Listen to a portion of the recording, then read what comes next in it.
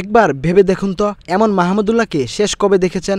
ঘটনাটি ঘটেছে আজ মঙ্গলবার বিকেএসপির ৩ নম্বর মাঠে মোহামেডান বনাম শাইনপুকুরের মধ্যকার ম্যাচে। ঘটনাটি ৪৪তম ওভারের। ব্যাটার আকবর আলীর বিপক্ষে বোলিংয়ে ছিলেন পেসার মুশফিক হাসান। তার করা একটি ডেলিভারিতে হঠাৎ রান আউটের জোরালো আবেদন করেন মিরাজ মাহমুদুল্লাহরা, কিন্তু আম্পায়ার তাতে কোনো সাড়া দেননি। মাহমুদুল্লাহর জোর দাবি ছিল এটি আউট। আম্পায়ারের সিদ্ধান্ত মানতে না পারায় মাহমুদুল্লাহ মাঠের অন্য আম্পায়ারের দিকে ছুটে যান। শারীরিক অঙ্গভঙ্গির মাধ্যমে মাহমুদুল্লাহ বুঝান আম্পায়ারের সিদ্ধান্তে তিনি কতটা অসন্তুষ্ট।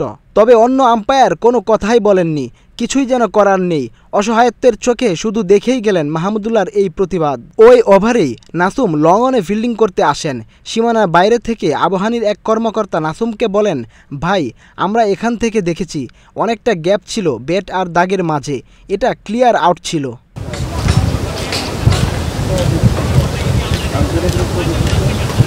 উত্তরে নাসুম বলেন, কিছুই করার নেই, এর আগেও একটা এলবিডব্লিউ দেয়নি। নাসুম এবং ওই কর্মকর্তার কথা শুনে ফেলেন বোলিং লাইনে থাকা আবু হায়দার রনি ওখান থেকে নাসুমকে উদ্দেশ্য করে বলেন, বাদ দেন ভাই, না দিলে তো জোর করে নেওয়া যাবে না। ম্যাচটিতে শেষ পর্যন্ত ৮ রানে জয় তুলে নেয় মোহামেডান।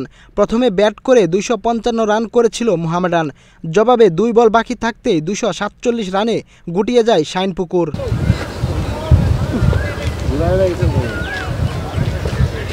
এদিকে ডিপিএলের আম্পায়ার বিতর্ক নিয়ে যেন কোনো শেষ নেই। এর আগেও মিরপুরে প্রাইম ব্যাংকের ম্যাচে মুশফিকের আউট নিয়ে হয় তুমুল বিতর্ক। ম্যাচও বন্ধ থাকে কিছুক্ষণ। তবে এর শেষ কোথায় আদৌ জানা নেই। ঘটনা ঘটে মাঠে, ক্রিকেটাররা মেজাজ হারায়, আবার প্রস্তুত হন নতুন কোনো ম্যাচের জন্য।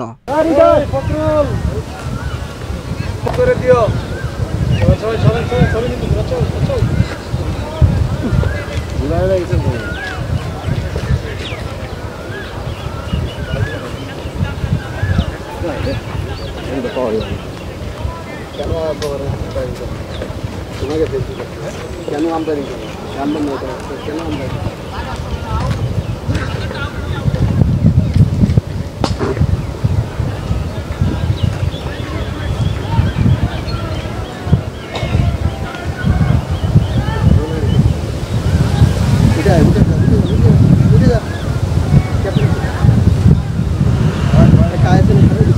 উঠে গেল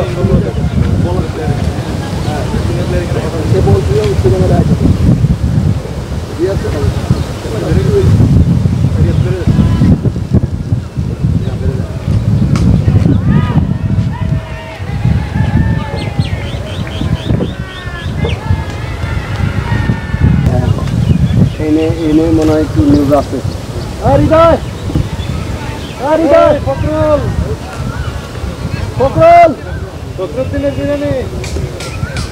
আমরা এদিকে ক্যামেরা করবো, এদিকে শুনে নেবো।